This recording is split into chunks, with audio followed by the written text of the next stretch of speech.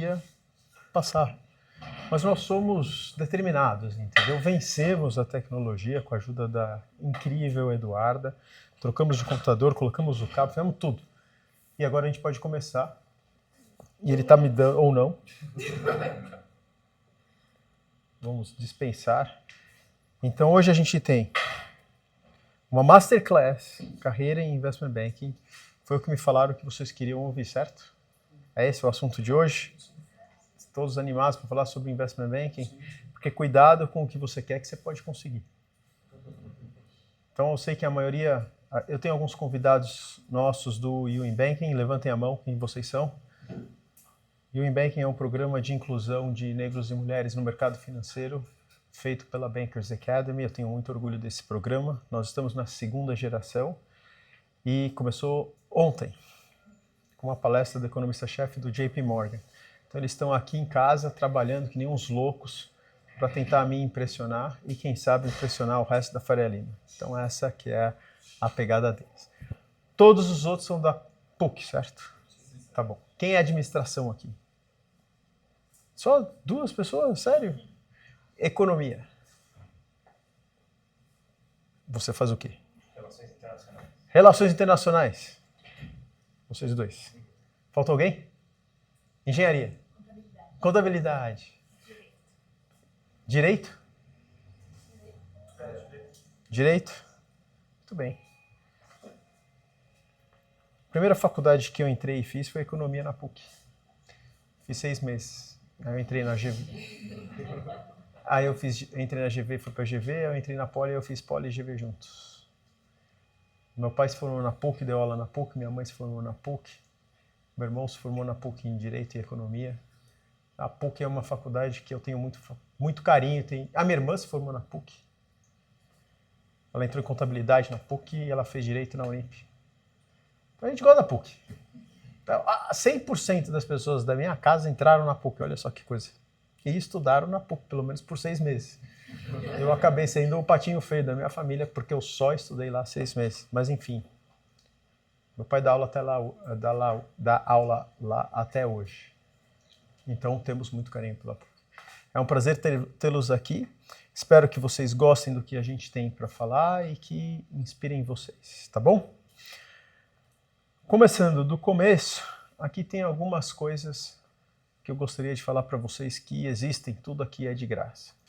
A primeira é a Liga de Finanças do Tábula. Aqui a gente coloca todas as ligas de finanças do Brasil, a gente já colocou mais de 40 ligas aqui dentro, e aí a gente vai compartilhando oportunidades, notícias, conteúdo e etc. dentro da Liga das Ligas.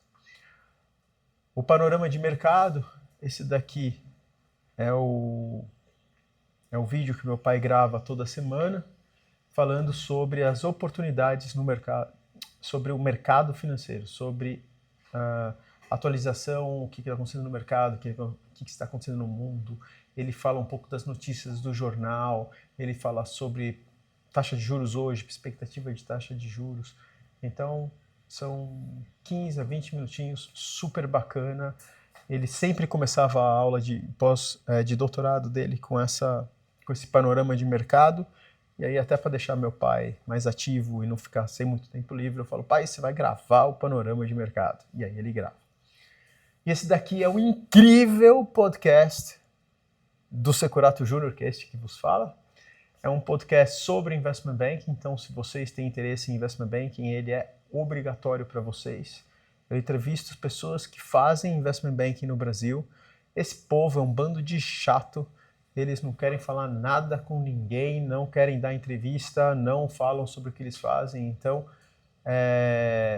Só que eu tenho vários amigos, eles são muito gentis, eles toparam vir falar comigo por quase 2 horas sobre a carreira deles, sobre investment banking, sobre as expectativas deles, sobre pelo menos uma transação que ele tenha carinho, que ele acha relevante.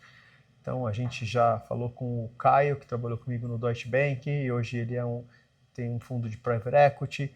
Depois a gente falou com o Securato Master sobre a carreira dele no mercado financeiro. Depois a gente falou com o Jean-Marc Dreyer, que foi meu chefe no BNP Paribas. Ele foi Head M&A na Ásia para o BNP Paribas. Depois a gente falou com o Thiago Forte, CEO da Brasilata, que é uma empresa que eu sou membro do conselho. Então, você vai forçando um pouco as amizades, entendeu? O Thiago falou, só fui lá por sua causa, Zé. Só por sua causa. E é verdade, ele é super tímido. Mas ele topou e está gravado e está à sua disposição. E o quinto foi o Bernardo Parnes. O episódio completo será publicado nesta quinta. É sempre quinta. Uma quinta sim, uma quinta não. Episódio completo, Bernardo Parnes foi CEO do Deutsche Bank. Ele fundou a One Partners, que é uma boutique de investimentos. Super bacana. E eu já gravei vários outros capítulos. É que eu estou esperando para ir divulgando. Tem um mais legal que o outro. Tem da Gabriela Garcia, que fazia M&A na Hipermarcas. Amanhã eu vou gravar com... A sexta-feira eu vou gravar com a Carol Lacerda, que foi Merrill Lynch, foi Deutsche Bank, foi UBS. Uma power woman. Ela é casada com o Ricardo Lacerda, que é o fundador da BR Partners. Então o podcast está muito legal. Espero que vocês gostem. Depois vocês me dão um feedback, me mandam uma mensagem. O Junior AI é a inteligência artificial que a gente desenvolveu para vocês. Ele responde tudo e qualquer coisa sobre carreira no mercado financeiro. Entra no Instagram, acha lá o @mentoria.bankersacademy e testa, vê se ele não vai te responder. Pode fazer agora. Pergunta para ele, e aí, o que eu preciso fazer para entrar em Investment Bank? Obviamente, ele de vez em quando ele dá umas enlouquecidas, aí vocês desconsiderem e façam a pergunta novamente, ou briga com ele, fala, não, você está errado, isso daí é besteira, manda ver, cara, testa. A gente está desenvolvendo ele já faz mais ou menos uns 5 meses, a gente está bem satisfeito. É legal que é um recurso que está disponível para vocês 24 horas por dia, 7 dias da semana, e ele responde sobre Investment Banking e qualquer outra coisa. E o último é o canal da Bankers Academy no Instagram. E o legal desse canal é que ele é maior do que o meu, que é a IB. Né?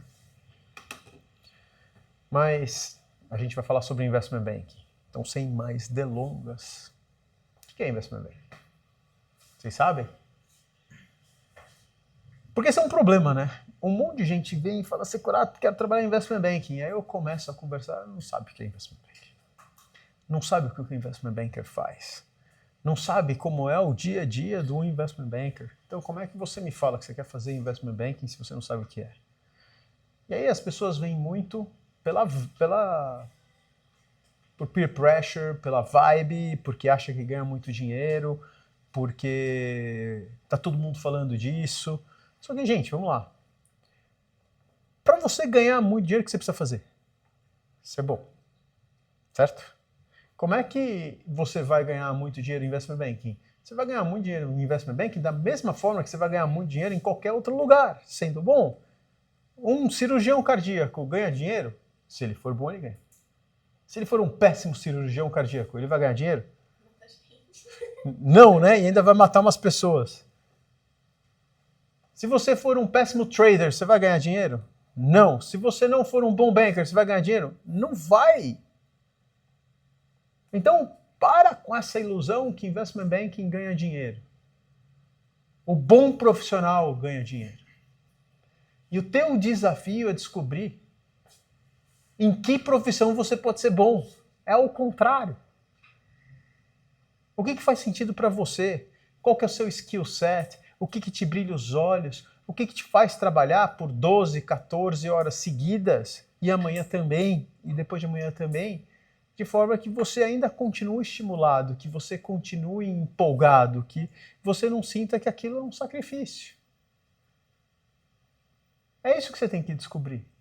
O que você é bom, o que tem e que tem valor para a sociedade, porque cada um de vocês vai ter várias coisas que vocês são bons, mas não adianta você fazer uma coisa que você é bom, mas que não tem valor nenhum para a sociedade. Você pode ser muito bom de origami. Tem alguém querendo comprar os seus origamis quando estão feitos? Então não adianta você ser bom em origami. Porque você é bom numa coisa que não tem valor para a sociedade. Entenderam a sacada? Tá bom. Você é muito bom, tem muito valor para a sociedade, mas todo mundo faz isso bem. Qual o teu valor? Nenhum. Como tem muita oferta, o preço do serviço que você tem para oferecer é baixo. O mercado corrige por oferta e demanda, certo? Tem muita demanda você curar até, mas tem muita oferta, aí não adianta. Esse é o caso de todo estagiário. Tem demanda, mas tem muita oferta. Então não adianta você esperar ficar rico sendo estagiário, não vai. Certo? Então tá. Então, hoje não há uma palestra sobre carreira no mercado financeiro, uma palestra sobre carreira, sobre o mercado financeiro. Eu exploro isso. Eu exploro o autoconhecimento, quem é você, o que faz sentido para você. Eu exploro quais são as opções de carreira no mercado financeiro. Eu exploro fazer um match entre você e as carreiras no mercado financeiro para você fazer uma boa escolha e aonde vai ter a maior probabilidade de uma coisa que você é bom e que tem valor para a sociedade, para você perseguir o sucesso da sua carreira. Aí depois eu falo como é que você vai descobrir o que falta, porque tem você, tem a carreira, fiz o match, e agora, você está pronto para essa carreira? Vocês não estão prontos para essa carreira, vocês têm que complementar a sua formação. Essa complementação de formação vai ser em partes técnicas e partes comportamentais. Hard skills, soft skills. Então, quando você se conhece, então você sabe o que você é bom e o que você não é bom. Você sabe a carreira, você sabe o que falta nas qualidades para aquela carreira, fica fácil saber o que você precisa se desenvolver. Então, quando você descobre o que falta, você desenvolve o que falta, isso eu chamo de preencher as lacunas de conhecimento para a sua carreira. Certo?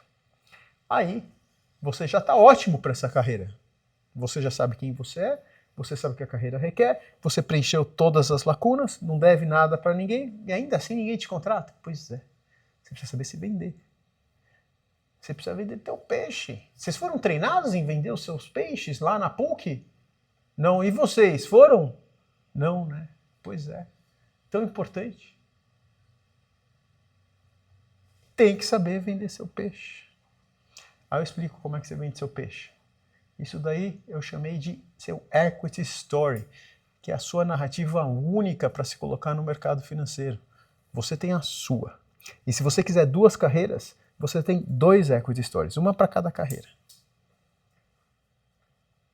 Eu tenho já um equity story para banker, um equity story para professor, eu tenho um equity story para membro de conselho de administração, um equity story para investidor e um equity story para C-level.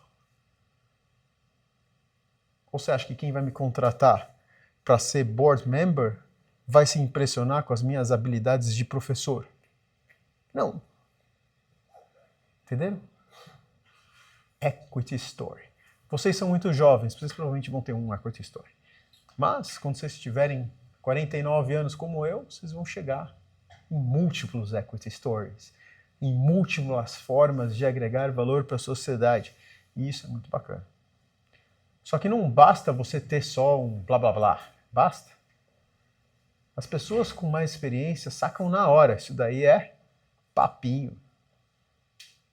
O que a gente quer? A gente quer gente de verdade. Eu quero habilidade de verdade. Eu quero olhar no seu olho e sentir que o que você está falando é verdade. Como é que eu faço isso, gente? Você tem que viver o seu equity story.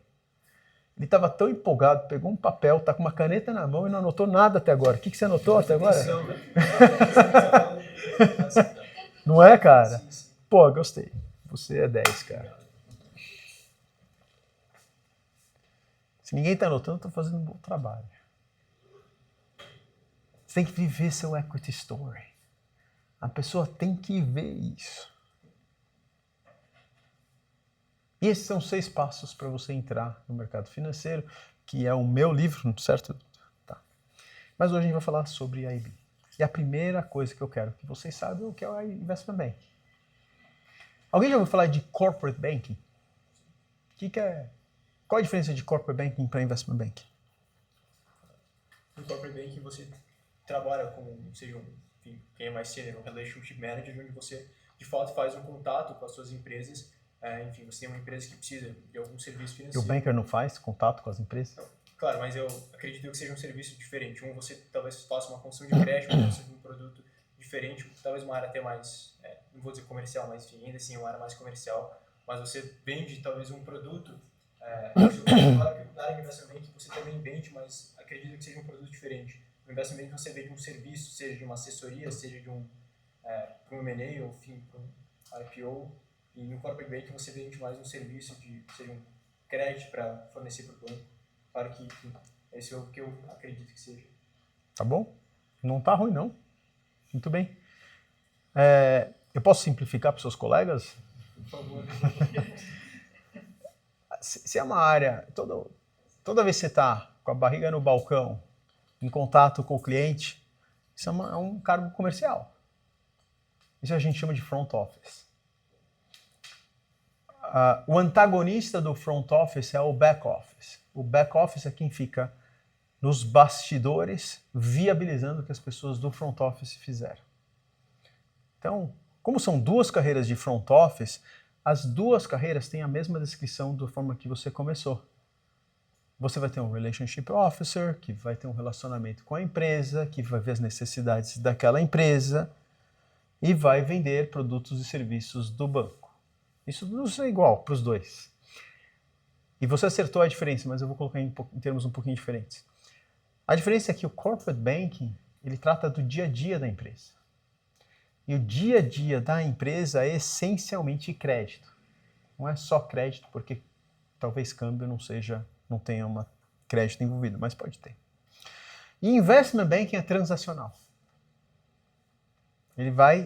O produto que a gente vende em investment banking é uma assessoria numa transação, que pode ser a compra de uma empresa, a venda de uma empresa, que é o que vocês chamam de M&A, de forma genérica, Mergers and Acquisitions, mas pode também ser a venda de equity ou a venda de dívida dessa empresa em uma oferta pública. Então, a palavra-chave é a transação. Tudo bem? Dia a dia, barra crédito, transação. Transacional.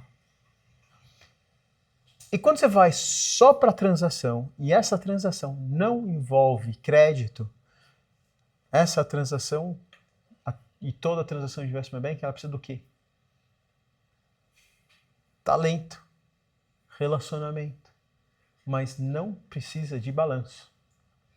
Então, investment banking é um serviço, que é um serviço de assessoria em fusões e aquisições, ou um serviço em assessoria na captação em equity e dívida, no mercado de capitais através de oferta pública ou no mercado privado. Aí você vai falar com private equity, por exemplo. Então, é transações. E a palavra-chave é que investment banking não depende do balanço do banco. Ou seja, não precisa ter patrimônio líquido, não consome índice de Basileia. Ele só depende da reputação e do time que você tem para trabalhar. Quando você vai ver o resultado do banco, ROE, Return on Equity. Return on Equity é o lucro líquido dividido pelo PL, sobre equity. Certo? Tá bom. Investment banking contribui para o lucro líquido? Sim. A gente cobra FII e é remunerado, bem remunerado para fazer o que a gente faz. Agora, investment banking precisa de equity, precisa de PL? Não precisa. Precisa de pessoas. Então, os bancos tentam melhorar o seu ROE vendendo serviços para os seus clientes que não dependem de crédito, que não dependem de capital. E dentre esses serviços que a gente pode oferecer, esse é um dos mais importantes, porque é um dos mais rentáveis. Por isso que investment banking tem a fama que tem. Aí você vai ver todos os bancos, pequenos e grandes, entrando em investment banking. Por quê? Porque eles estão desesperados tentando aumentar a ROE. É isso. Alguns conseguem, outros não conseguem. Porque vai depender essencialmente do seu time, da sua rede de relacionamentos, né? Então, para colocar de uma forma estruturada, IB Services, Investment Banking Services, que são os serviços de investment banking, que é o que a gente chama de investment banking aqui no Brasil. Toda vez que alguém fala investment banking, eles estão se referindo a investment banking services. Porque você tem o Investment Banking Division. O Investment Banking Division ele tem dois componentes. Investment Banking Services e Prop Trading. O Prop Trading precisa de quê? PL. Precisa de grana para você apostar, investir, tomar risco e ficar com lucro. Tá? Então, quando a gente fala de Investment Banking no Brasil, eu estou me referindo a Investment Banking Services, que por sua vez não precisa de capital, que é importante para aumentar a ROE dos bancos. É isso. E aí são dois principais serviços. O primeiro é trabalhar em ofertas públicas, que é fazer IPOs e follow-ons. Então, se você quer trabalhar com Investment Banking, você tem que saber o que é um IPO, você tem que saber o que é um follow-on. E vou além. Você tem que saber o que é uma oferta primária e uma oferta secundária, que são dois conceitos completamente diferentes. Então você pode fazer um IPO de primária, você pode fazer um IPO de secundária, você pode fazer um IPO de primária e secundária. Se você não sabe, você vai ter que estudar. Faz um Google, usa o ChatGPT, vê da turma quem sabe, pede para explicar, se vire. Ok? Mas para refrescar a memória de vocês, a primária é quando o dinheiro entra para a empresa, porque ela emitiu as ações. A secundária, o dinheiro vai para o acionista vendedor, porque ele que é o detentor das ações. Se você quer se lembrar mais facilmente, pensa que uma ação de segunda mão é a ação que está na mão do acionista, foi emitido para ele a primeira vez. Então toda transação secundária é de uma ação que existe. Toda transação primária é um aporte novo de capital numa empresa em troca de uma ação nova sendo emitida. Ok? E a segunda coisa são assessoria em mergers and acquisitions, quando os investment bankers eles vão originar e executar transações de fusões e aquisições para os seus clientes. E essa atividade é muito diferente de consultoria, porque em uma atividade de consultoria você vai com o cliente, você faz as suas análises, você faz um diagnóstico e você tem um plano de ação proposto. E geralmente o consultor vai embora.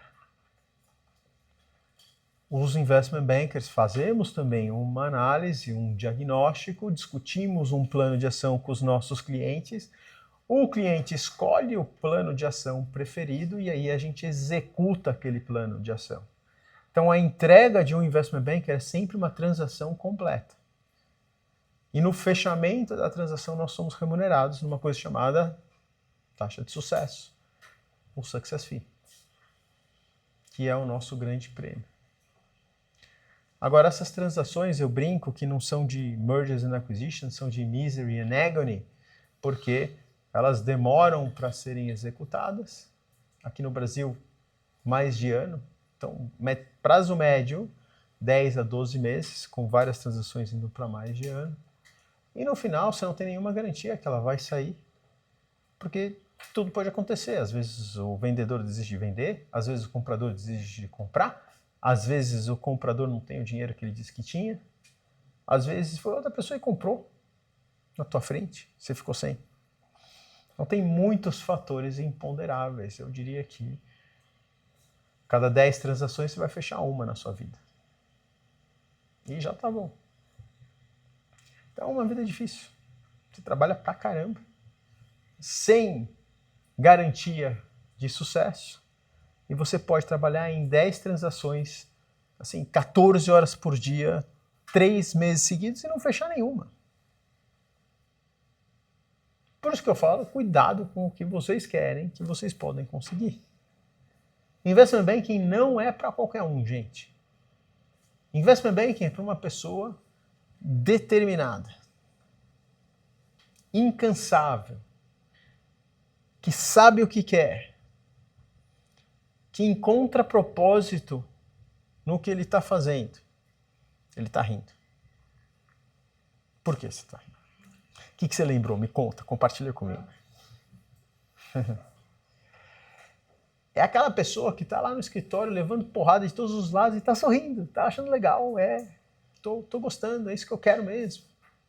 Nem todo mundo é assim. E no começo da sua carreira vai ser particularmente difícil. E depois piora. Você vai entrar num pool de analistas, você está competindo pelas transações, competindo para estar mais próximo do melhor diretor da área, que tem os melhores clientes, que está fazendo as transações mais legais, que tem a maior consideração pelo time júnior. Todo mundo quer trabalhar com esse cara, né? Quem é que vai trabalhar com essa pessoa? Quem tiver mais disponível, quem for mais competente, quem for mais incansável, não é? E nem sempre você vai escolher quem é o diretor, não é o analista que escolhe o diretor. Mas o que acontece é que você está lá num pool de 10, 12 analistas e cada um trabalhando na sua transação, e aí você vai formando as panelinhas, e aí você vai se inserindo num grupinho, e aí o que acontece se você começa a relaxar? Se você quer sair cedo, se você quer chegar tarde, o que acontece, pessoal? O cara vai... Exato, o cara vai te puxar a orelha e falar, tô bravo com você, você não tá cumprindo. Ninguém vai falar isso, cara. Só que o próximo deal relevante não vai para você. E o próximo mico provavelmente vai para você. E em Investment Banking, a gente vai falar sobre isso, é up or out. Os bancos não vão falar isso. Você pode ir em quantas palestras de banco vocês quiserem. O RH não deixa a gente falar isso. Porque é feio. Mas é up or out. Ou você cresce na carreira ou você é demitido. Isso pode acontecer com 6 meses de banco, pode acontecer com 10 anos de banco. Chega uma hora que não tem mais espaço, cara. Se você não conseguiu fazer make it to managing director, tchau. Tem que dar espaço para os outros que estão vindo. É up or out. É up or out. Então o que acontece na prática não é que o investment banker acha bonito trabalhar até de madrugada, que ele acha bonito vir à noite, que ele acha bonito ir para o escritório no fim de semana. Porque muita gente pinta um pouco dessa imagem. E talvez alguns mais júniores, meio bobão, tenham um pouco disso mesmo.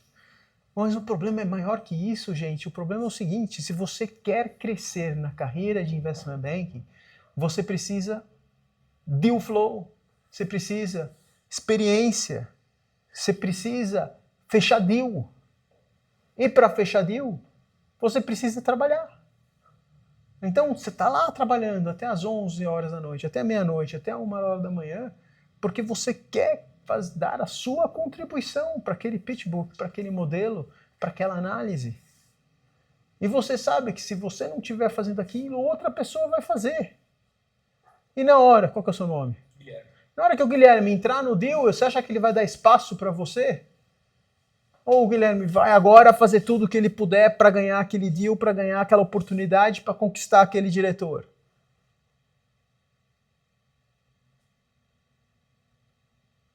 E é tudo amigo, hein? É tudo brother, porque tá todo mundo no mesmo barco, tá todo mundo se ferrando, tá todo mundo trabalhando até tarde. Mas não se enganem, é uma competição para ver quem é que vai montar o melhor CV em 3, 4, 5, 10 anos. Então, você está trabalhando lá no sábado porque você quer. E por que você quer? Porque você sabe que essa experiência é importante para construir seu currículo. Você sabe que se você fechar essa transação, seu bônus vai ser melhor no final do ano. Você sabe que se você ficar sem fechar nenhuma transação esse ano, você não vai ser promovido. E você sabe que se você não for promovido, você vai ser mandado embora.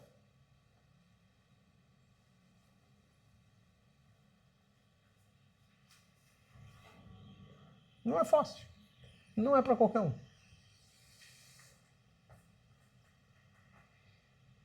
E eu cansei de ver gente vir e falar, não, Securato, eu tô acostumado, estudo pra caramba, eu fazia esporte competitivo junto com a faculdade, tô acostumado a dar duro. É outro jogo, gente. Pensa que você tá lá na divisão C do Brasileirão, você vai pra Champions League. Essa é o gap. É outro game. É outra raça de cachorro. Eu cansei de pegar o melhor aluno da sala do curso tal, X, YZ, pessoa super diligente, super elogiada por professor, sendo massacrado em Investment Banking. E falando, eu nunca imaginei que o nível de excelência fosse esse. Não imaginava que vocês pegavam no pé de cada coisa. E a gente pega mesmo. É a formatação, é o detalhe, é o adjetivo que você usa, é o layout da página, é a mensagem que você está passando, é a consistência dos números. Eu faço isso há 25 anos, 27 já. Fui treinado a fazer isso. Você me dá um relatório, me dá um impresso, cara, na hora eu vejo, isso daqui está errado, isso daqui está errado, isso daqui está errado, isso daqui está errado. E não sou eu que sou mais inteligente que ninguém, não. Qualquer banker com 25 anos de banking nas costas vai fazer igual. Já é treinado para isso. Sabe espaço duplo que de vez em quando a gente faz? Eu enxergo. Tem espaço duplo aqui, tem espaço duplo aqui, tem espaço duplo aqui. Ficou louco. É maior que mim. Maior que eu, na verdade. Então é um nível de excelência muito, muito grande. Então a primeira pergunta relevante do dia, depois do que é Investment Banking, é, puxa, e aí? A IB é para você mesmo? Estatisticamente não é para todo mundo aqui.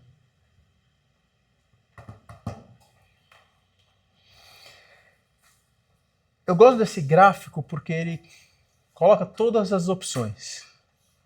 E se você não explorou todas as opções, você não fez a sua lição de casa ainda. O que é mais uma indicação que talvez Investment Banking não seja realmente para você. E aí a gente separou em carreiras mais analíticas e carreiras mais comerciais. Agora, atenção, isso aqui é no começo da carreira.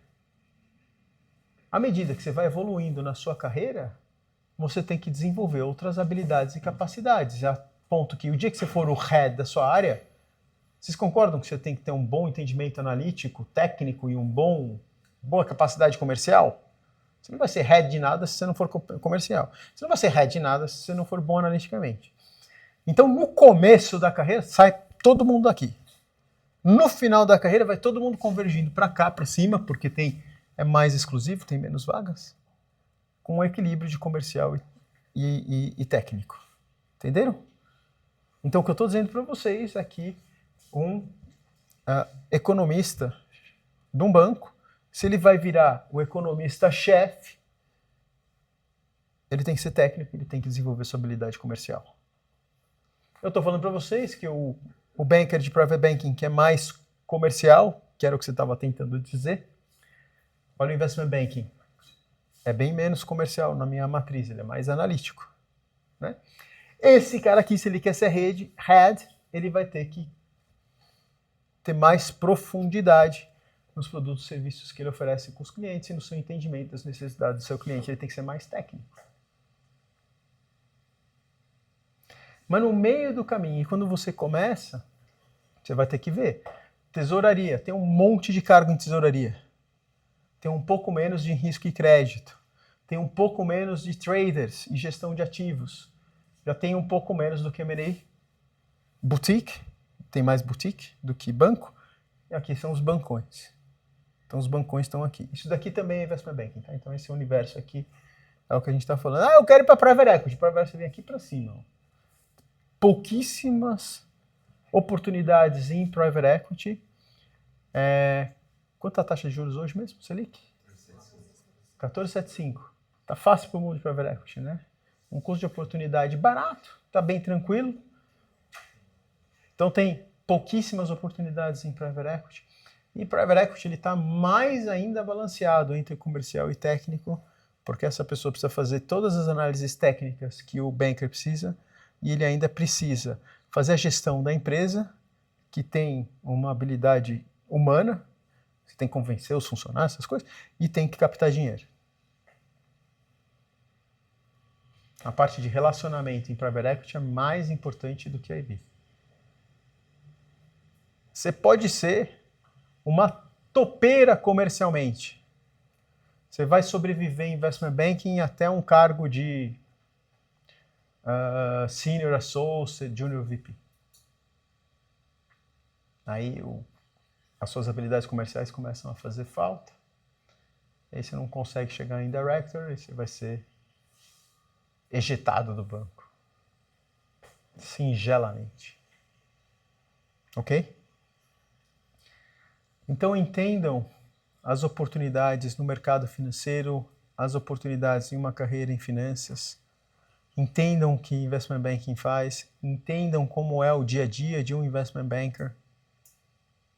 Conversem com pessoas que trabalham em Investment Banking, mas também conversem com pessoas que fazem Private Banking, Corporate Banking, Private Equity, que são carreiras que estão mais no mesmo mundo. Talvez Equity Research.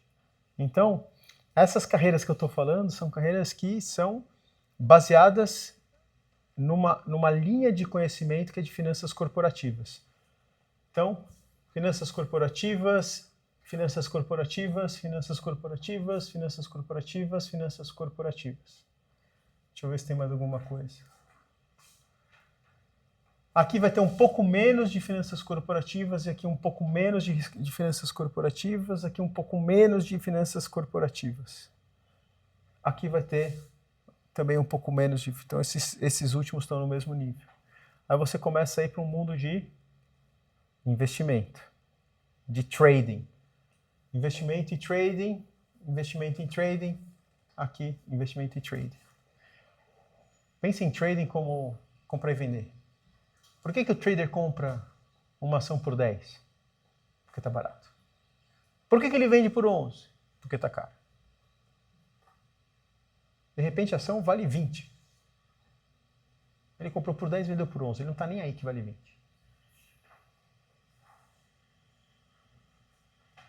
Certo? Esse é o trader. E aí, o que eu queria que vocês guardassem, que é diferente em Investment Banking, é que Investment Banking tem uma projeção de carreira linear. O que eu quero dizer com isso? Ela não é em degraus. Quando você vai trabalhar numa agência de banco, você começa como caixa. Aí você tem vários caixas no banco. Aí você vai ter os caixas mais experientes e vai ter os caixas iniciais. Aí você vai estar lá numa caixa inicial. Aí você vai ficando bom, aí você vai para as caixas mais eficientes. Aí você começa a trabalhar com gente mais complexa. E aí você é promovido para gerente. O que o gerente faz? Gerencia os caixas. Ele não é mais caixa. Então ele sai da posição de caixa, ele vai para a mesa de trás e ele vai ficar observando se todos os gerentes de caixa estão fazendo a coisa certa. Aí tem alguém perdido, ele vai lá ajudar. Faltou alguém, ele vai cobrir o buraco, mas ele está gerenciando. É outro skill set. E ele ganhou esse skill set quando ele foi promovido. Tanto que um dos problemas em carreiras que são de degrau é que às vezes você troca um excelente caixa, e ele merecia ser promovido, um cara incrível, maravilhoso, por um péssimo gerente. Ele não foi treinado em gerenciar pessoas, ele sabe ser um bom caixa. Mas Investment Banking não é assim. Investment Banking, você vai começar como analista. Então você vai começar talvez como estagiário, mas vamos começar de analista. Analista 1. Aí o que o analista 1 tem que saber fazer? Cara, ele tem que dominar finanças corporativas. Tem que saber fazer um trading comps, tem que saber fazer um transaction comps, tem que saber fazer um share price performance, então ele tem que saber fazer coisas pontuais. E aí ele vai trabalhando essas habilidades, quando ele chega no final da carreira de analista final do 3º ano, ele tem que saber fazer uma análise completa de ponta a ponta, com DCF valuation, com trading comps, com transaction comps, as coisas todas fechando, e aí produzir uma análise completa do começo, meio e fim. E é isso que eu espero de um associate. Na hora que ele começa a se comportar como um associate, e ele domina tudo que um associate precisa dominar, aí, qual que é o seu nome? Giovana, parabéns, agora você vai ser uma associate. O que muda na vida da Giovana? Absolutamente nada. Oi? Muda o salário. Não, tá bom. Tem duas coisas que mudam. A primeira é o salário. Assim, de analista 1 para analista 2 você tem mais salário, de analista 2 para 3 você tem mais salário. Vai mudar o bônus. Então, o total comp muda. Mas a coisa mais legal que vai mudar é a assinatura do seu e-mail. Eu vou falar aqui, tá? Eu sei que tá gravando, é feio, mas eu tenho que falar. Todo mundo caga na cabeça do analista. Mas agora, você é um associate. Entendeu? É outro patamar. E aí, o que o associate tem que fazer? O associate, ele tem que saber construir uma narrativa. Então, o associate formado aqui no final, ele vai estar fazendo uma apresentação completa. Então, ele vai dividir o trabalho com o analista vai fazer todo o valuation, ele vai pegar aquele valuation que o analista fez no Excel, vai transformar numa apresentação, vai construir storytelling, vai falar das premissas, dos resultados, das análises de sensibilidades, vai fazer a análise de sinergia. Então, ele está coordenando o trabalho do analista. Nos grandes bancos, normalmente você vai ter um analista, um associate, um VP, um diretor. Você vai ter um de cada. É muito raro não ter um de cada. Para não falar que às vezes tem 2 de cada. Dependendo da transação, com quem você tem envolvimento de Nova York, se não tem, aí você tem as complicações. Então, analista vai fazer uma análise. O associate ele vai fazer já a apresentação inteira. E para a apresentação ele vai ter demandas que ele vai jogar para o analista ou ele vai fazer sozinho. Então ele está criando as demandas que a apresentação pede. E aí o Vice President, ele é dado um problema. E aí o Vice President, ele vai falar, puxa, eu preciso fazer uma apresentação de tal ativo para tal empresa, qual vai ser a nossa abordagem, o que eu quero fazer, o que eu quero que a apresentação diga, e aí ele vai direcionar o associate a montar a apresentação com as análises que o analista fez. Entendeu? E o director, ele tem que entender as demandas do mercado. Quando eu era diretor do Deutsche Bank, responsável pelo setor de eletricidade, então eu era Head de Power Utilities para a América Latina do Deutsche Bank. Eu era o Head de Pharmaceuticals, indústria farmacêutica, para a América Latina para o Deutsche Bank. O meu papel era falar com todos os players do mercado, entender o que eles estavam fazendo, o que eles estavam deixando de fazer, entender quais ativos eram importantes, qual era a sua estratégia de crescimento, quais ativos não eram importantes. Talvez o que você queira vender esse ano para financiar a compra daquele ativo que você quer comprar. Então, eu tinha a visão completa do mercado. E nos dois casos, mais completa que os meus próprios clientes. Não é todo banker que vai conseguir fazer isso. Mas eu conseguia. Porque eu trabalhei para a CEMIG e apresentei para o conselho da CEMIG. Eu trabalhei para a CPFL e apresentei para o conselho da CPFL. Eu trabalhei para a Enel, apresentei para o conselho da Enel. Eu trabalhei com a Iberdrola, apresentei para o conselho da Iberdrola. Trabalhei com a E.ON, que é a CPFL da Alemanha, apresentei para o conselho da E.ON. Eu tinha a visão de cada um dessas empresas, de cada um desses conselhos. Eu sabia o que a taxa de desconto de cada uma dessas empresas. A CPFL não sabia qual era a taxa de desconto que a CEMIG usava no conselho da CEMIG. Eu sabia. Então, um bom investment banker, ele vai ter uma visão estratégica do mercado que ele é responsável, talvez mais completa que seus clientes.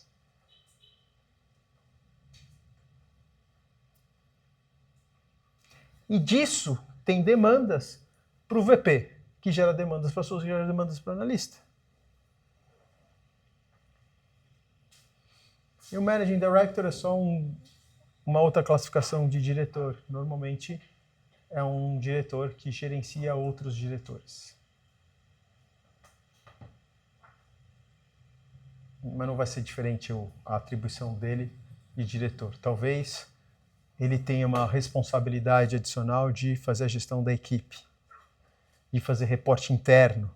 Então, o head de IB do Deutsche Bank era um managing director, ele tinha que fazer tudo que eu fazia como director no setor dele, e ele tinha que fazer os estudos de mercado, ele tinha que fazer o reporte para o presidente do Brasil, ele tinha que fazer o reporte para o head de IB da América Latina, ele participava das discussões entre os outros diretores de prospecção, ele tinha a responsabilidade de aprovar clientes, transação.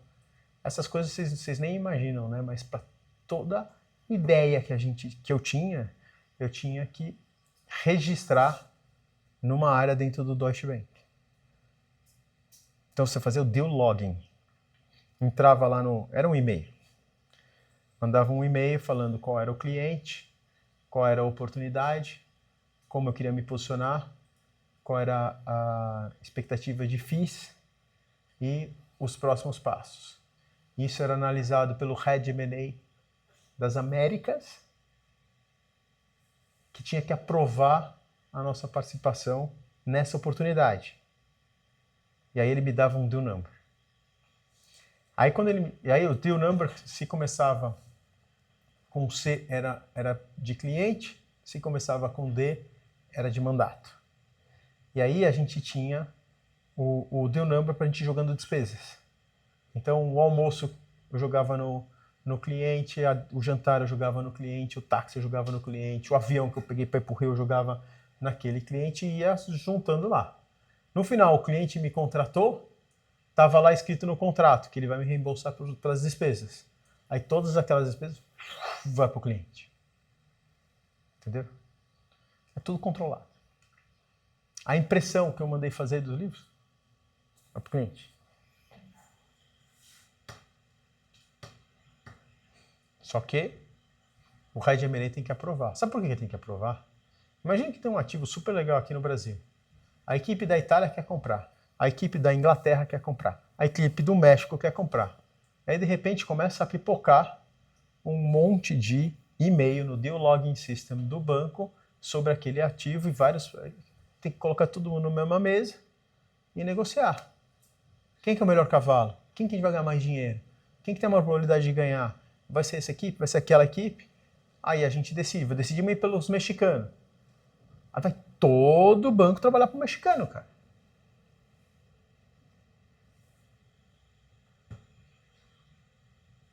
É muito raro um banco trabalhar para 2 compradores diferentes. Já aconteceu, mas é muito raro. Uma vez eu perdi um deal porque meus colegas fizeram bobagem.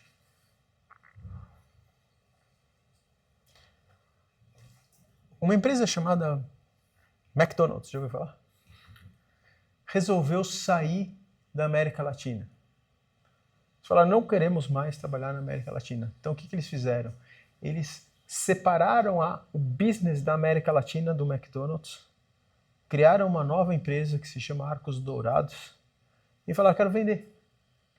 É óbvio que o McDonald's está aqui, existe, vocês conhecem. Só que o McDonald's que está aqui é a franquia da Arcos Dourado, que paga um FII para o McDonald's nos Estados Unidos. Aí os meus coleguinhas aqui do Brasil, da área de Corporate Banking, foram lá e se comprometeram com um fundo a financiar a aquisição da Arcos Dourados. E assinaram lá uma carta de intenções. Aí o meu chefe, que tinha trabalhado, que só fazia M&A, falava isso, a gente achou um bom comprador, alguém do relacionamento do Steve, e aí ele foi lá e fizemos o deal login, e aí a gente descobriu que a gente não podia trabalhar com esse cliente, porque o banco, o Deutsche Bank, já tinha se comprometido a trabalhar com esse outro comprador. Aí a gente ficou pé da vida, porque a gente não foi envolvido no processo, mas já era tarde, já estava assinado. E aí o tal do fundo desistiu de ir participar da transação. Aí a gente pediu um waiver. Pedimos para eles nos liberarem, né, contratualmente, para a gente poder trabalhar com outro comprador. Aí eles falaram, não. Juro por Deus. E foi o cara que ganhou.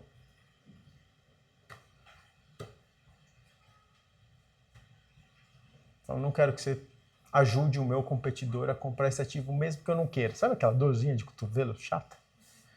Pois é, foi uma lição.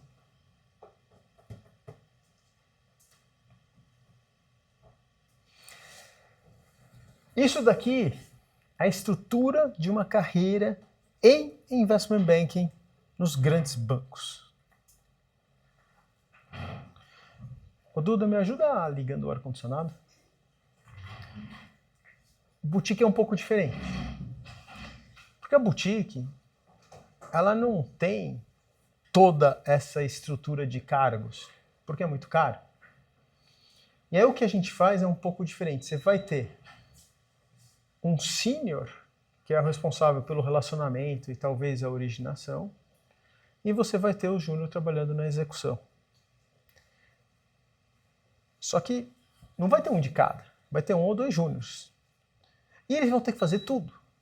Então, numa boutique, isso tudo aqui acontece ao longo de um dia. Acordei, liguei para o cliente, estou ligando como diretor. Aí eu tenho que analisar, pedir para o meu time fazer uma apresentação XPTO. Eu estou trabalhando como vice-presidente. Aí o meu analista foi lá e não conseguiu balancear o modelo. Aí eu vou lá balancear o modelo do cara. Eu sou um analista. Aí um pouquinho depois eu estou vendo a apresentação, eu estou sendo o associate. E o que é mais legal é que o meu analista também. Ele começa o dia lá como analista, e ele vai trabalhar na apresentação e ele tem que fechar isso daqui. Aí eu peço para ele fazer um call com o cliente, do qual eu nem participo, ele já está aqui.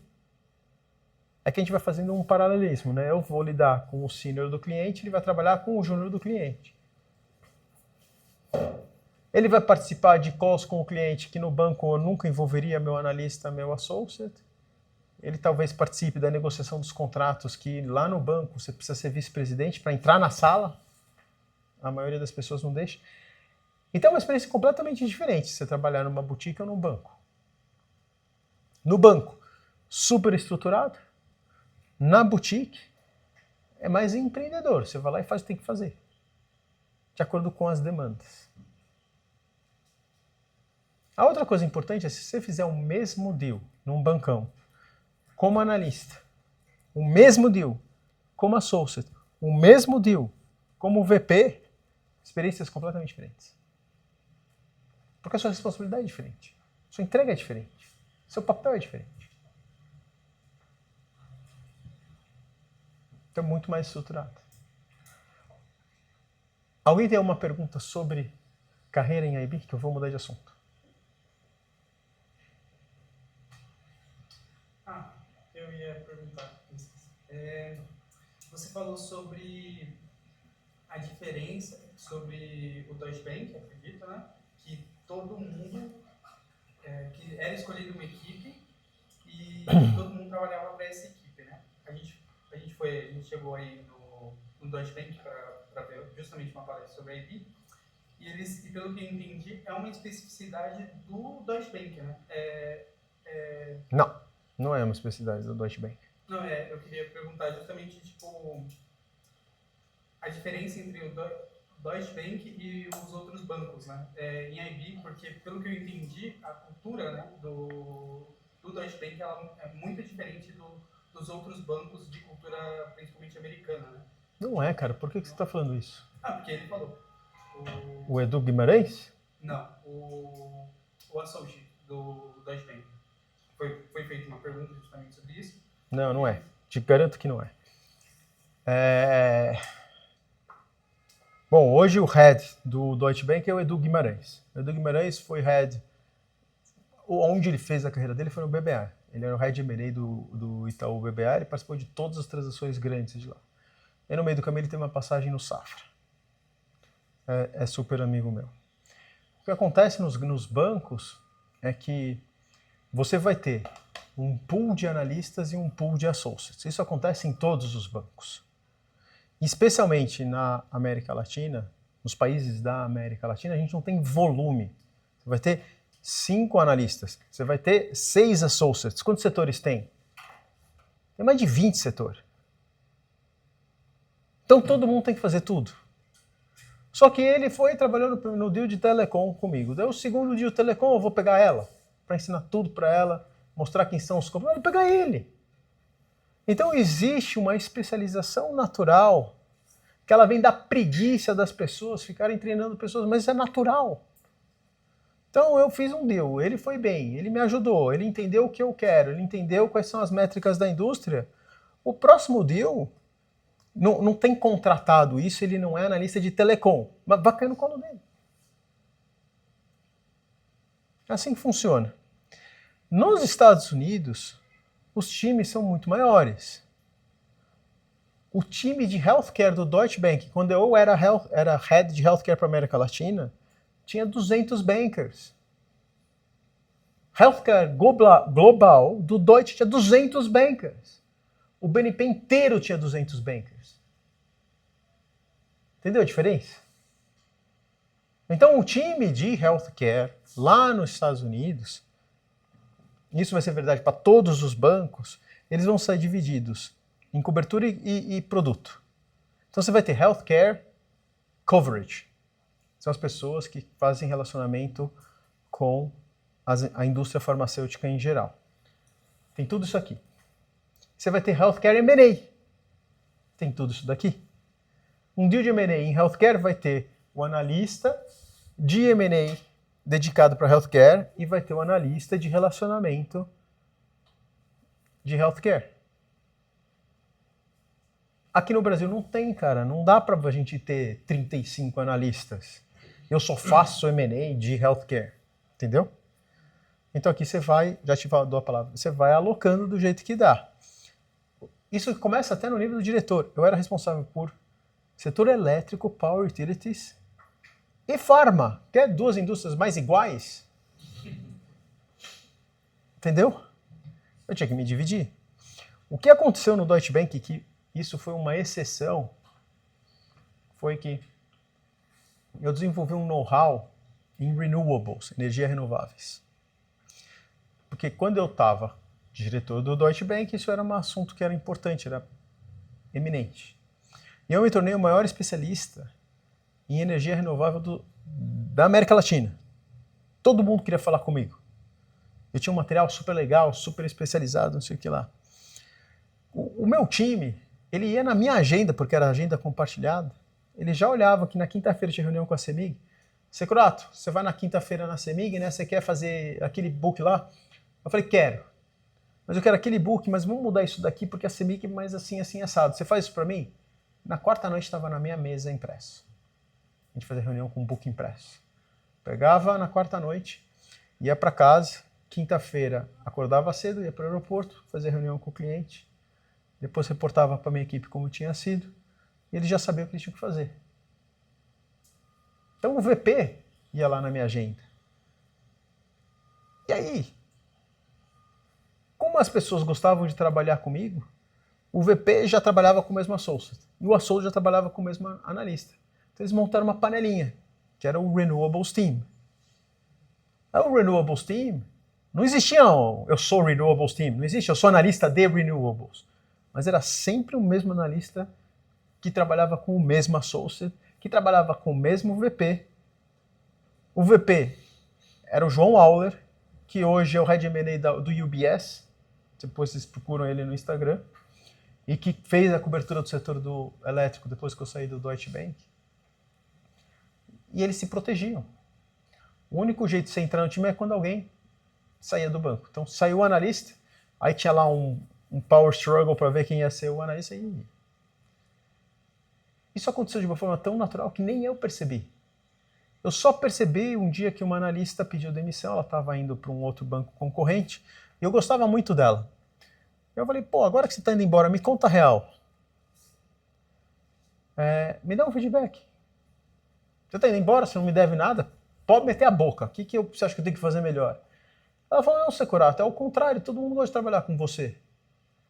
Só que eu não tive oportunidade, nunca tive a oportunidade de trabalhar com você.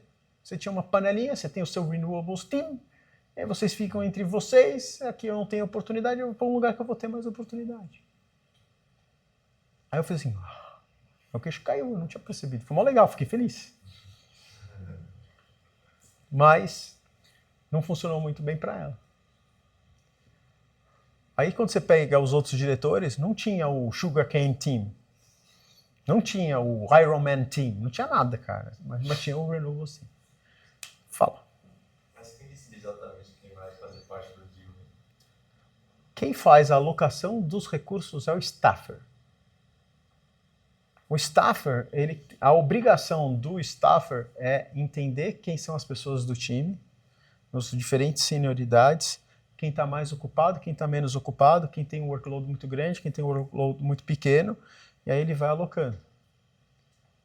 O meu VP era o staffer. O João Auler era o staffer. Então ele fazia o que ele queria. Ele se staffou no meu deal.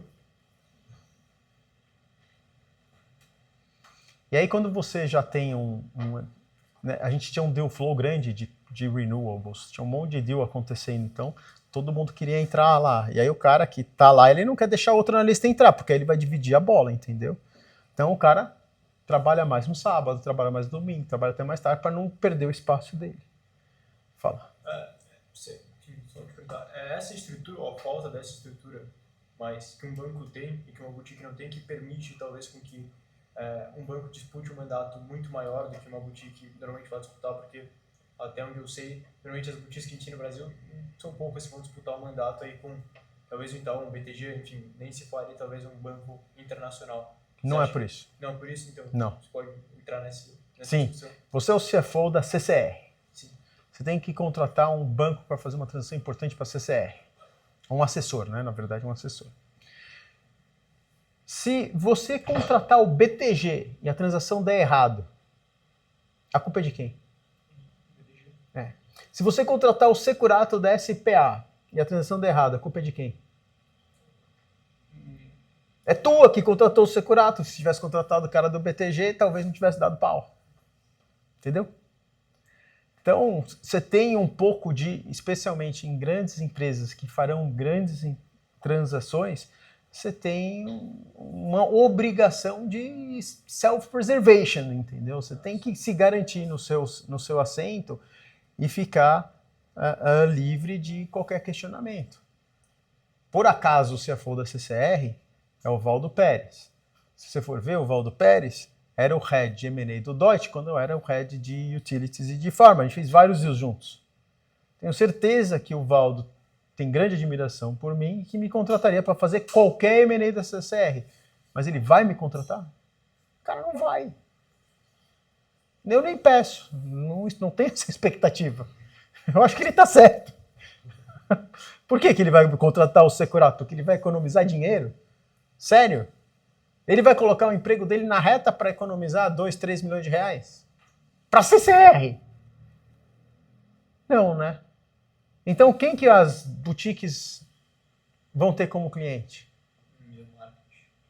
Empresa de dono.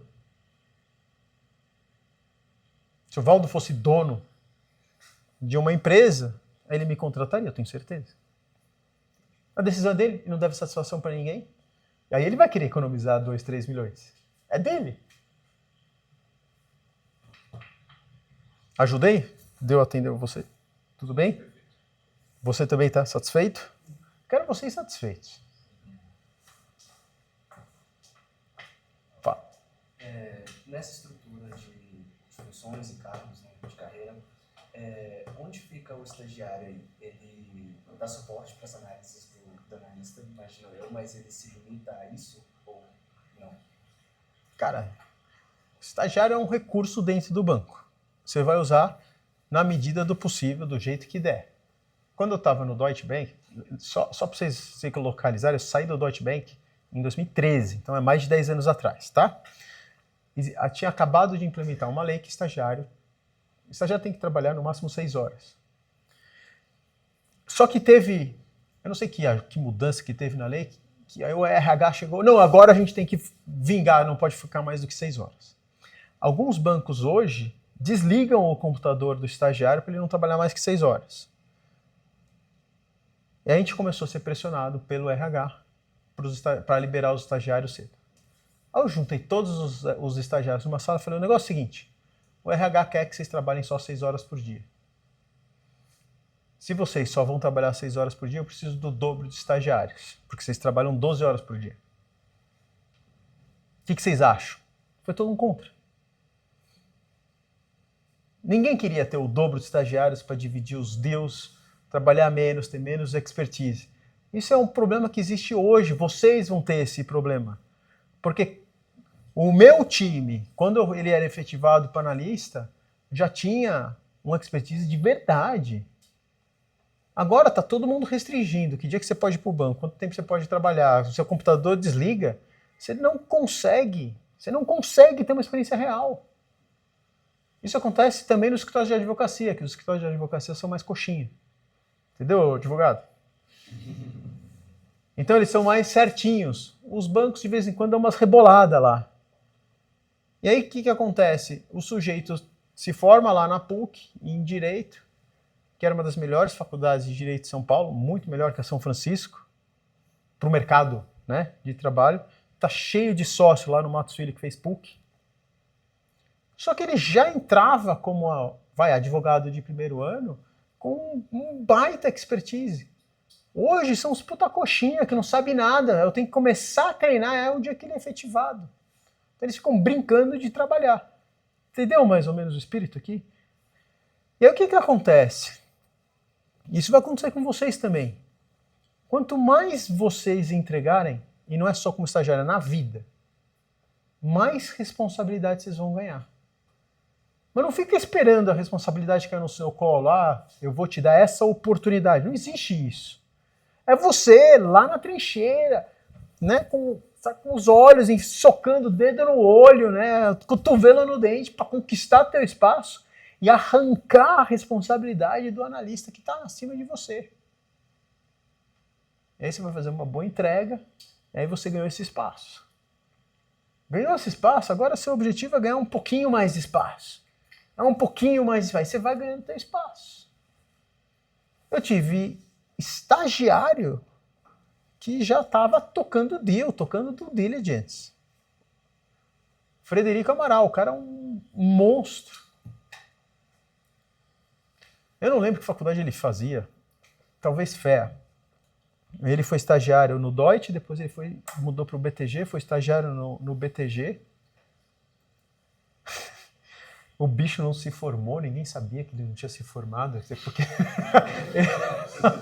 ele trabalhava tanto que ele acabou tomando pau na faculdade, aquelas coisas horrorosas, depois virou um escândalo isso daí. Aí, até onde eu sei, ele se formou de algum jeito, não sei se foi na fé. Como é que é? É tipo isso. O Fred Amaral, depois ele foi tocar um negócio da família, puta banker. Tudo bem? Mais alguma coisa? Vocês querem saber o que precisa para você ser um investment banker de sucesso? Quer? Bom assunto? Então tá bom. Vamos falar sobre isso então. Quase que não dá para ler, porque é intencional, eu não quero que você leia. Isso daqui era o peer review do Deutsche Bank. Então a gente tinha que fazer as avaliações 360 e esses eram os critérios. Aí você fala, poxa, que legal, Securata. Então é isso que vocês vão avaliar entre vocês ali? Então, drive and commitment. Puxa, você está determinado, está comprometido? O segundo é communication. Olha o soft skill entrando aqui. Você tem a habilidade de se comunicar verbalmente, por escrito, não sei o que lá. E aí o que eu fiz? Todo bom investment banker é o mago do Excel. Eu tinha isso aqui no Excel, tá na cara que é um Excel. E aí para cada critério eu escrevi frases positivas e frases negativas. Aí eu tenho que fazer a avaliação do... Qual é o seu nome? Stefano. Do Stefano. Stefano, não, ele não é muito legal não. Not willing to go extra mile. Já tinha pronto, porque era copy-paste. Eu tinha fazia lá, porque, cara, teve um ano que eu fiz 21 peer reviews. Porque você é obrigado a ter um de cima, um de um peer, um do lado e alguém de outro grupo. Fora de investment banking, por exemplo. E como eu tinha bom relacionamento com todo mundo, eu era um cara legal, e eu só fazia bons reviews, todo mundo pedia para mim. Então, o cara de CM, Securato. O cara de Healthcare, Securato. O cara da Argentina, Securato. O cara do Brasil, Securato. O meu chefe, Securato. O meu... 21 reviews. Então, eu montei uma máquina de fazer review. Eu já tinha as frases prontas, mas se o RH percebesse que eu escrevesse a mesma coisa para todo mundo, né? Então eu tinha que ter variações da mesma frase. Aí eu ia fazendo lá meu pupurri. Bom. Curiosidade intelectual.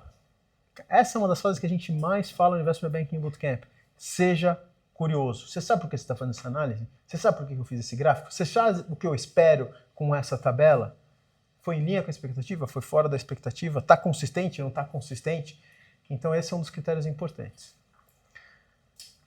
Problem solving.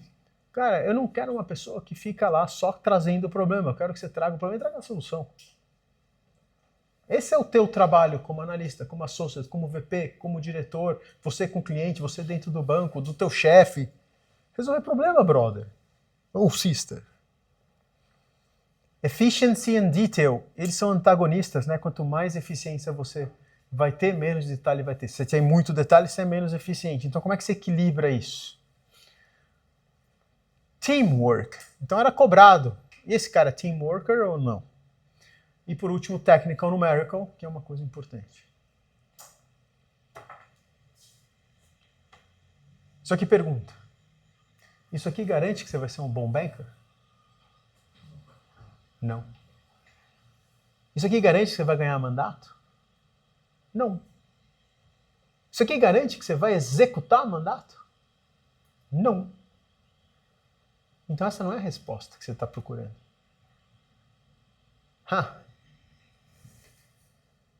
Gostou do meu twist? Plot twist! Levei todo mundo comigo, eu cavalo de pau, e não é assim.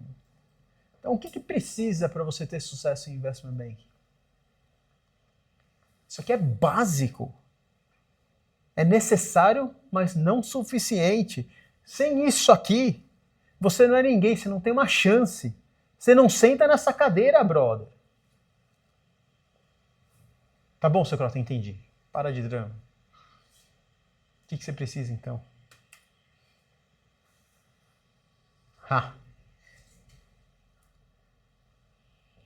Você já viu essa apresentação, Eduardo? Essa é a primeira vez. Novidade. Ela já viu, ela vê as apresentações 15 vezes, ela já decorou tudo que o dia que eu faltar, ela faz a apresentação. Mas essa é novidade. A gente vai jogar o jogo da forca.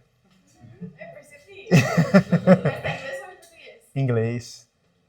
Você vê como ela é especial, cara? Ela sacou.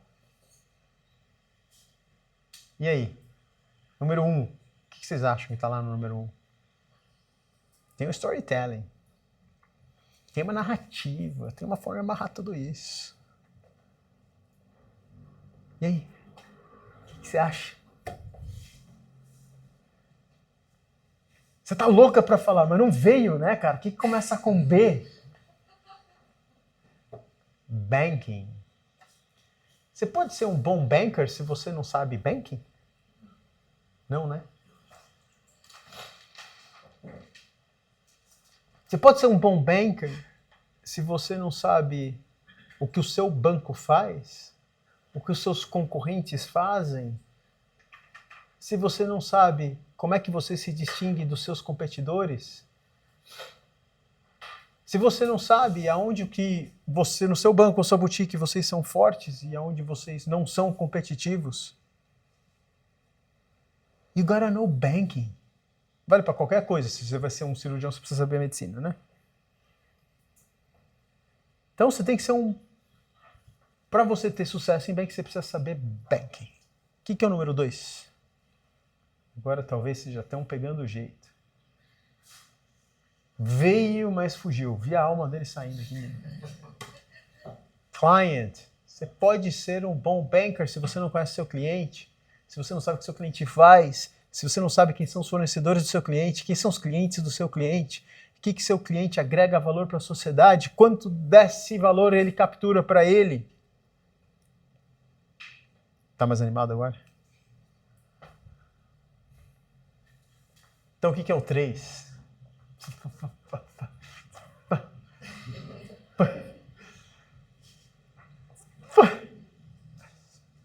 Palavra grande? Com F? Fantasiosamente, não. Fundamentals. Alguém ia acertar? Eu ia chutar isso, mas não sei se cabia. Você também, né? Fundamentals. Você pode ser um bom banker se você não souber finanças corporativas, se você não souber fazer um valuation, se você não souber legislação, se você não souber ler um contrato, se você não souber fazer uma estruturação de M&A, você pode ser um bom banker? Não. Aí você vai lá. Você é o as em banking, sabe tudo que tem que saber de banking. Você domina teu cliente, sabe tudo que você precisa saber do seu cliente. Você faz as análises mais incríveis e corretas e maravilhosas. A sua conclusão é inquestionável. Só que sem o blá blá blá, você não é nada. Presentation! Você pode fazer presentation / communication sem apresentar de forma coerente, sem convencer o seu cliente, você não tem nada. Pode ter feito o melhor valuation do mundo, só que se a apresentação não leva para essa conclusão, você não tem nada. Você já sabe o último? Teach. Não! Mas foi boa. Não é isso.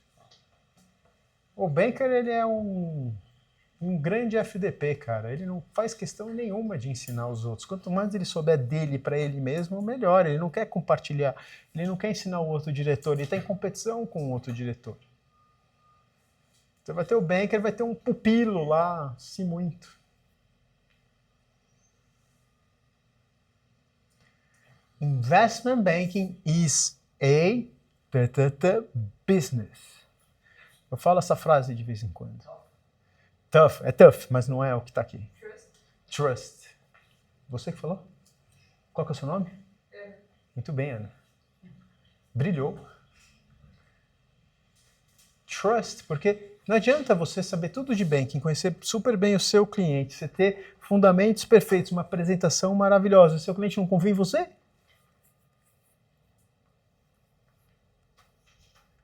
Investment banking is a trust business. Gostou? Que bom.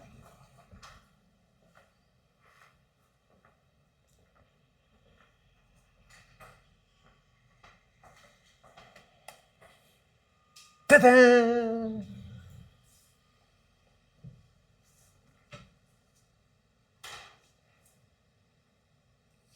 Essa página aqui, vocês não vão ver em nenhum lugar. Porque eu que criei ela. Quando... Vocês lembram que teve uma certa crise lá em 2001, que derrubaram umas certas torres lá em Manhattan? Eu estava lá. E nesse ano, estava mesmo, lá. As torres caíram, eu fiquei engolido por aquela poeira toda. Isso foi 2001.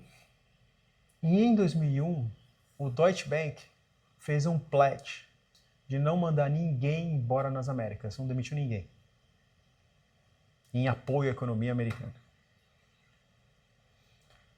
Depois você vai na minha sala, eu vou te mostrar o pin que eles distribuíram para todos os funcionários com a bandeira americana e tem um textinho embaixo. Eu vou publicar no Instagram para vocês verem hoje. Quando viram o ano novo, o que vocês acham que eles fazem? Tipo, Terminator 3, entendeu? Manda todo mundo embora. Cara, parecia uma carnificina aquilo lá. Você andava pelo Deutsche Bank, era sangue escorria pelas escadas, assim, uma coisa terrível. E aí você tinha que ficar na sua mesa, e aí você tem o seu telefone, tem a Bina, que você vê de onde que está ligando. Se a ligação viesse do conference room, você tinha sido demitido, você já sabia. Se a reunião viesse da sala do chefe, você não tinha sido demitido. Meu chefe me ligou, eu não fui demitido. E aí quem ia para a sala é por ordem de chegada. Então você chegava, tinha uma fila para você ser demitido. Você ficava batendo papo com outra pessoa da sua frente que ia ser demitida antes de você e a pessoa de trás que ia ser demitida depois de você. Mas assim, muitas pessoas. Foi horrível. Foi uma das experiências mais traumatizantes da minha vida. Depois todo mundo que sobrou, a gente foi para um bar, encher a cara. Eu não sei até hoje quanto deu a conta. Eu sei que eu liguei para minha namorada, agora esposa, completamente bêbado, cara, às 2 da manhã, 3 da manhã, coisa bizarra, mas enfim. Esse foi o ano que eu fui promovido para Sousa. Eu fui uma das poucas pessoas que foram promovidas porque eles colocaram um congelamento nas promoções. E eu só fui promovido porque eles já tinham me prometido antes. Tá bom, Securato, para de me encher, você vai ser promovido em fevereiro. Mas nessa altura do campeonato eu já nem sabia mais se eles iam honrar ou não. Eu tava feliz de estar lá, cara. Me mantenha aqui, me deixa aqui. E quando eu fui promovido nessas condições, eu ouvi do meu chefe isso. Securato, você está indo muito bem, você é muito bom, eu quero que você guarde para sempre as palavras que eu vou te falar agora, que para você ser um bom banker, você precisa entender sobre banking e blá blá blá. Falei, tudo que ele me falou, eu falei para vocês. E vocês precisam ser, você precisa conhecer muito bem o cliente, aí ele ficou falando do cliente, tudo que eu falei, ele falou para mim, eu falei para vocês. Foi isso que eu ouvi do meu chefe. E aí ele falou do trust. Os outros 2 eu que preparei.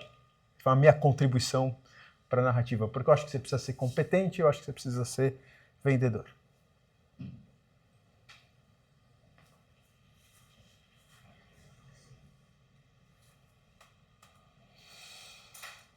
How to get there. E aí, o que a gente tem que fazer? A primeira coisa que vocês vão fazer, até porque é de graça, é debulhar o site investmentbanking.com.br se você já não fez isso. Gente, eu comecei a fazer esse site 15 anos atrás, sei lá quando que a gente... Cada estagiário, analista, associate que eu contratei na minha vida, antes dele começar a trabalhar comigo, ele era obrigado a estudar o site e fazer uma contribuição. Se eu te contratar, é sua obrigação. Primeira coisa que eu vou fazer na SPA é fazer alguma coisa nova no site Investment Banking BR. Isso me gerou um problema, porque o site ficou um Frankenstein, cada um faz de um jeito, ficou uma porcaria. Aí eu contratei uma equipe para repaginar tudo, ele ficou bonitinho. Aí eu cansei com essa história de ficar adicionando coisas novas, porque dá... Eu sei que eu vou transformar num Frankenstein de novo, mas enfim. Então esse site foi feito de gente como vocês para vocês. Foi cada um fazendo um pedacinho novo, uma coisinha nova. Tem várias ideias que a gente foi se desenvolvendo. O gráfico que eu mostrei para vocês apareceu pela primeira vez aqui. O conceito de equity story que eu falei para vocês apareceu a primeira vez aqui. Hoje ele está no meu livro. Temos um livro para vender, tá bom? Comprem o meu livro. Você conversa com a Duda, ela ajuda vocês. Mas enfim, aqui tá lá, tá de graça, foi onde nasceu. Cara, de graça, vocês têm a obrigação de debulhar isso daqui. Eu não coloquei nessa página, mas o outro site importante que a gente fez, que é diferente do Investment Bank, é o bankersacademy.com.br. O bankersacademy.com.br é o meu livro, tem o mesmo conteúdo, só que ele tem um conteúdo adicional, que é um conteúdo do segundo livro. Então esse aqui é de cabeça no mercado financeiro, é como você entrar no mercado financeiro. O segundo livro vai ser nadando de braçada no mercado financeiro. Então vai ser de braçada no mercado financeiro. É para quem entrou e quer se desenvolver. Porque um monte de gente chega e fala, Securato, consegui entrar, e agora? Amanhã é meu primeiro dia, eu tô nervoso, o que eu faço? É mó legal, cara, ficar desse lado, vendo vocês, né, ansiosos. Então, lá já tem o começo do segundo livro. Eu não escrevi o segundo livro ainda. É de graça! Então, obrigação de vocês, cara, debulhar os 2 sites. Eu preparei para vocês. Ok? Terceira obrigação, que é de graça, é o meu podcast. De graça! Não tem que pagar nada. Não tem como você chegar numa entrevista e falar que você quer trabalhar com Investment Banking e você não sabe nada de Investment Banking. Lembra que eu falei para você que você tem que walk the talk? Que você tem que viver a sua narrativa? Viver o seu equity story? Isso é viver seu equity story. Aí você fala, pô, inclusive eu sigo o podcast Securato, acho ele um puta babaca, mas isso daqui foi uma legal. Não, eu acho ele legal, e isso daqui eu não achei legal, entendeu? Tem que ter uma opinião. Até porque, com certeza vocês vão encontrar no mercado um monte de gente que me conhece. Os mais velhos eu trabalhei, os mais novos eu formei. Ok? Aí tem umas outras coisas. No YouTube tem um monte de coisa interessante. De graça! No LinkedIn, você sabe que tá errado falar LinkedIn, né? É LinkedIn. Mas brasileiro, a gente coloca em tudo. LinkedIn.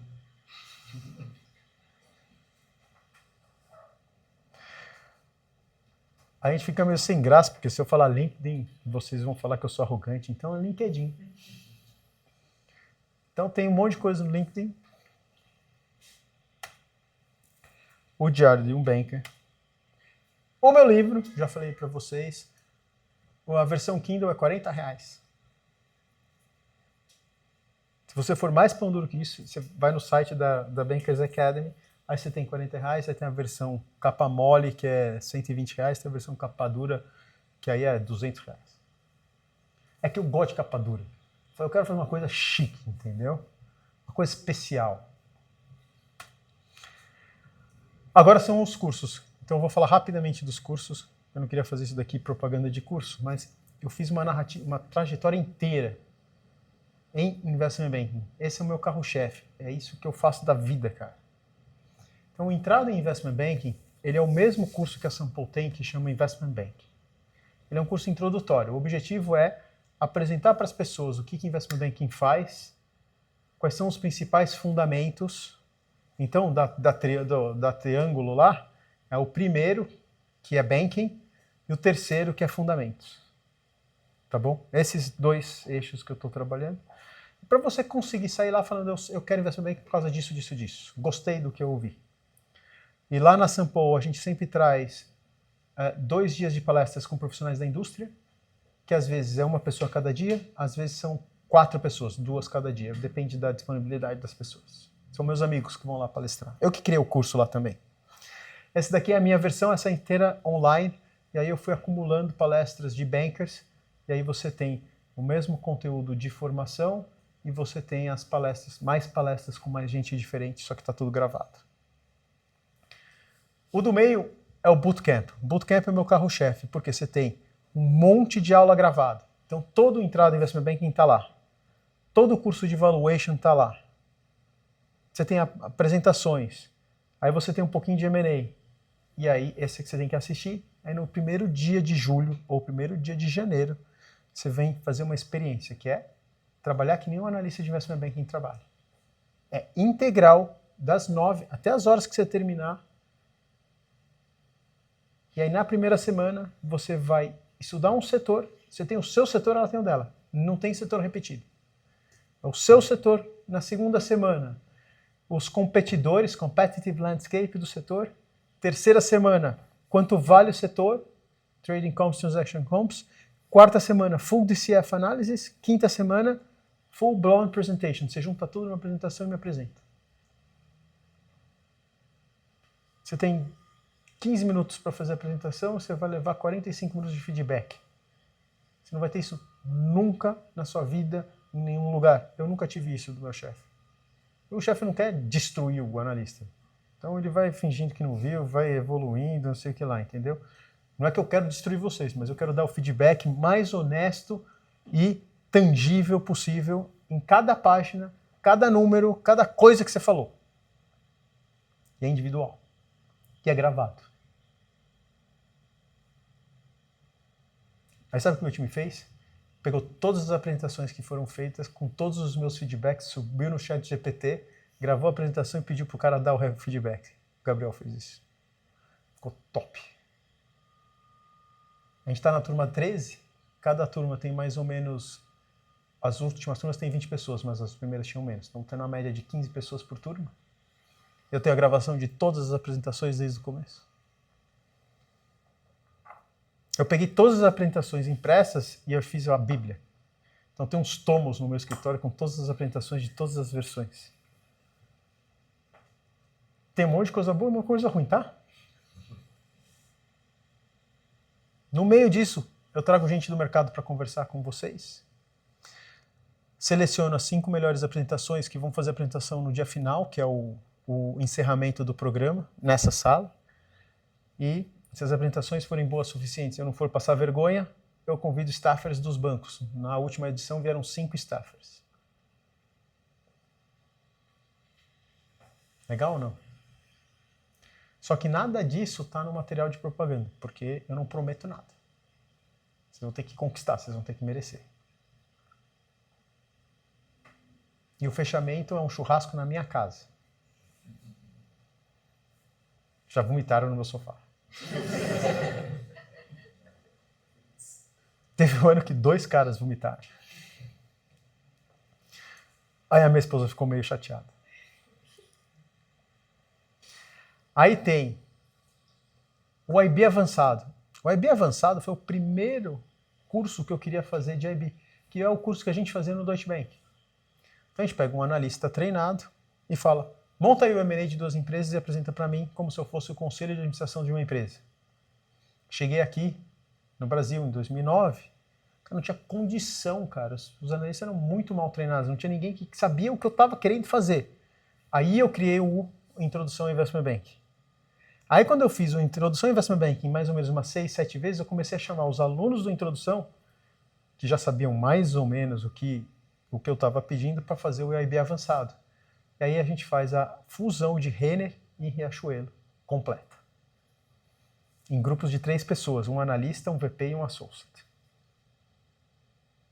Aí eu misturo gente mais crua, gente mais madura, uma novinha, um novinho com um cara mais velhão. Aí quem está na turma a gente monta os times. Eu já fiz esse programa na Sample umas 7 vezes, parou na pandemia, depois da pandemia eles não quiseram mais fazer. Aí eu continuei na Bankers Academy mais 5 vezes, acho que a gente vai para a 6ª agora, e eu fiz no BTG, Santander e Safra. Só que no BTG, os diretores queriam assistir as apresentações. Cara, nunca vi nego levar tanta porrada na vida. Você imagina, porque eu tô lá para dar um feedback, mas eu não tô lá para bater. É que é um efeito colateral. Você tá lá, né, construindo e tal. Os diretores estavam lá para enfiar a mão mesmo, assim, sabe? E aí eu fiz no ano passado o M&A avançado. Essa é novidade, eu só fiz ele 2 vezes. A primeira vez foi pro CAD. O CAD chegou e falou que ele não aprendeu sobre M&A. Eu falei, about time. Aí eu fiz 7 aulas de 4 horas pro CAD. Então eu peguei esse material e empacotei aqui no M&A avançado. Esse curso é top, cara. Só que esse é mais avançado. Você não pode começar por aqui, você vai achar chato. E esse daqui é o IB avançado, que é a fusão da Renner e Riachuelo. E aí eu derivei ele na M&A Edition, que a gente faz o M&A das 2 empresas, e o DCM Edition, que é o financiamento da transação. E tem o Research Edition, que eu quero fazer, mas nunca fiz. Que o cara vai fazer um relatório contando como é a transação e se ele aprova ou não, se ele dá um buy ou sell. Ó. Além disso, tem um curso só de valuation, tem um curso só de montar pitchbook, tem um curso comparando startup com empresas normais. Cara, eu não sei mais o que inventar para vocês. Eu queria saber o que vocês acharam. Ana, é isso? Você gostou? Então preencha aqui para mim, pelo amor de Deus, cara. Depois o povo vai me cobrar lá. Que foi, Alisson? Você tá pensando em quê, cara? Você tá meio chateado aí. Não, pô. Você dá uma apresentação que fazer.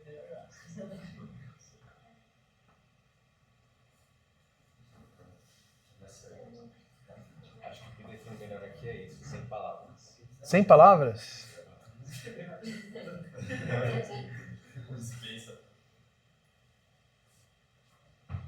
Ele tá sem palavras, Duda.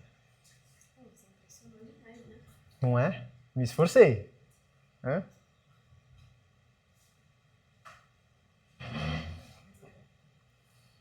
Também precisa tirar uma foto com essa turma toda aqui.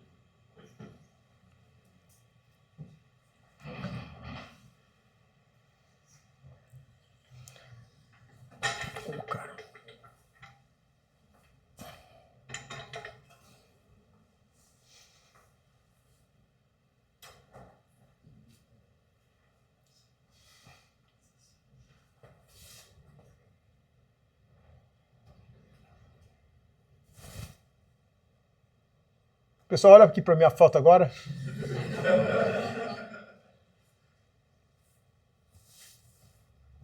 Aqui. Pronto. Obrigado. Vocês têm um grupo de vocês? Sim.